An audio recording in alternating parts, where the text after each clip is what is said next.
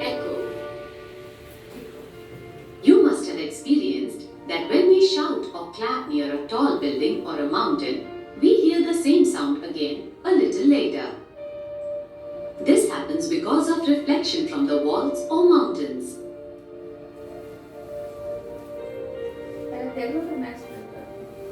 This phenomenon is called echo. An echo is a phenomenon of repetition of sound of a source by reflection from an obstacle. क्या बोला है कि जो एको है, जब आप किसी चीज को बोल रहे हो, आवाज आपकी जा रही है, फिर किसी जैसे आप कहीं ऊंचाई से बोल रहे हो, ठीक है, और वहां पे जाने के बाद चाहे बिल्डिंग्स हो चाहे माउंटेन हो, वहां पे आप जब बोल रहे हो जाके रिफ्लेक्ट हो, कुछ टाइम बाद कुछ सेकंड बाद रिफ्लेक्ट होके वापस आती है, ठीक है, उसी प्रोसेस को उसी फिनोमेना को क्या बोलते हो, एको बोलते हो, ठीक है, एको आपका बोला जाता है. To distinguish an echo from the original sound, the obstacles must be situated at a suitable distance from the source of the sound. The persistence of hearing, that is, the sensation of sound, lasts in our brain for 1/10th of a second. So to hear a distinct echo of a sound, the time taken by the sound to reach the listener after reflection should be at least 1/10 of. इसका numerical क्या है, जो आप लोग कह रहे थे कल समझ में नहीं आ रहा था, कि अगर आप ओरिजिनल साउंड प्रोड्यूस कर रहे हो, ठीक है, वो साउंड गया आपके मतलब प्रोड्यूस किया, उस मतलब गया वो जहाँ पे उसको जाना है, जाके वहां से रिफ्लेक्ट होके फिर वापस आपके जब हियरिंग कान तक आएगा तो उसको वो टाइम कितना लगेगा, 1/10 सेकेंड का टाइम लगेगा उसको रिफ्लेक्ट होके आपके कान में सुनाई देने के लिए. हाँ, ये चीज बोला है कि आप जहां से बोल रहे हो, फिर से इसको देखना कि जो उसकी कैपेसिटी है, जो उसका रिफ्लेक्शन है, इतना टाइम लगेगा बैक होने में, ये बोल रहा है.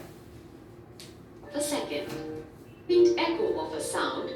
The time taken. यहाँ से फिर से The persistence of hearing, that is, the sensation of sound, lasts in our brain for 1/10th of a second.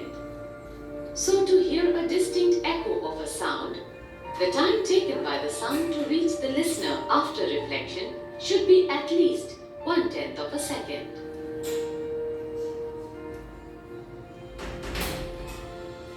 Let d be the minimum distance of the obstacle from the source x. V is the speed of sound in air. T is the total time taken by the sound to reach the listener after reflection. देखो कितना time लगा है, बोला है The total distance. V is the speed of.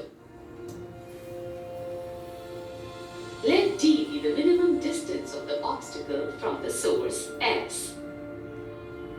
V is the speed of sound in air. T is the total time taken by the sound to reach the listener after reflection.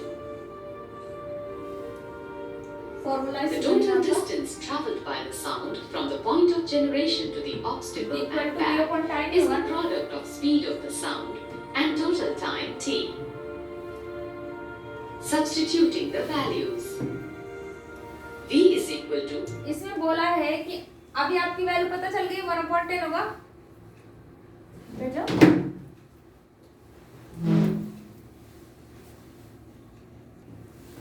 कि अगर इसमें बता है कि आप अगर कोई भी अगर सपोज जहां से आप बोल रहे हो, ठीक है, वो सोर्स आपका ओरिजिनल साउंड जा रहा है, जो उसका डेस्टिनेशन वहां जाने में मतलब कोई आपका डिस्टेंस है तो उसको डी डिनोट कर रहे हो, ठीक है, और जो आप मतलब ओरिजिनल साउंड जो प्रोड्यूस कर रहे हो, ठीक है, उसको वी से डिनोट कर रहा है, ठीक है.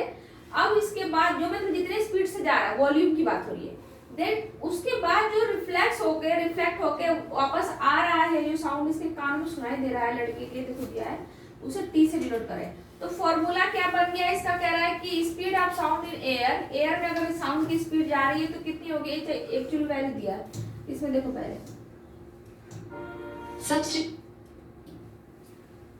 v the speed of the sound in air, t the total time taken by the sound of the reach the listener after reflection. तो 2d लिखा है in equal to v into t लिखा है. क्यों लिखा है, ये फॉर्मूला बना है, तो आप इसको ध्यान दो. अब इसमें इसके अकॉर्डिंग क्वेश्चन पूछ रहा है. v is equal to 344 meter per second. t is equal to 1/10th of a second. 10 second होगा, ये हमें ख्याल करना, रिफ्लेक्ट हो जाएगा टाइम, तो टी की वैल्यू वो रखेंगे हम। इसमें v दे दिया है स्पीड, जिसने स्पीड से गया है, और तो डिस्टेंस निकालना होगा। 2d is equal to 344 meters per second into 1/10 of a second अब इसको is सॉल्व equal करेंगे। to 34.4 meters. So d is equal to 17.2 meters. इसको डिवाइड कर दोगे ना, That changes.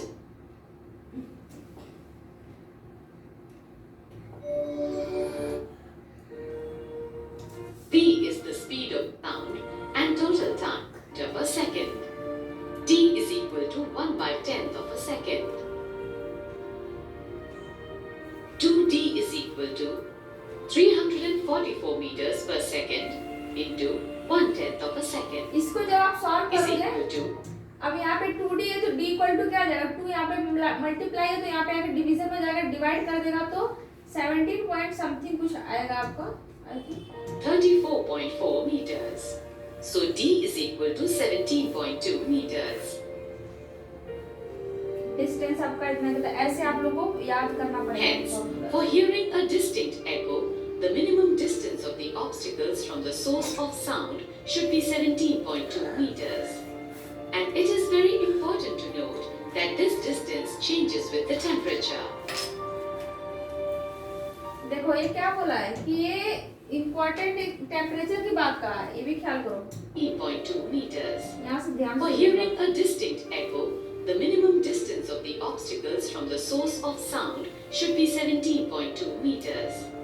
And it is very important to note that this distance changes with the temperature.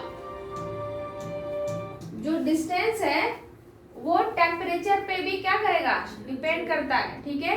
तो उसके according भी उसका डिस्टेंस आपके टेम्परेचर पे भी डिपेंड करेगा कि कितना डिस्टेंस है, कैसा टेम्परेचर आपका नॉर्मल है, ज़्यादा कोल्ड है, बिल्कुल ही हॉट है। तो ये सभी चीज़ें भी आपको ख्याल रखना है कि साउंड का जो डिस्टेंस है ट्रैवलिंग का वो डिपेंड करेगा टेम्परेचर पे, ठीक है।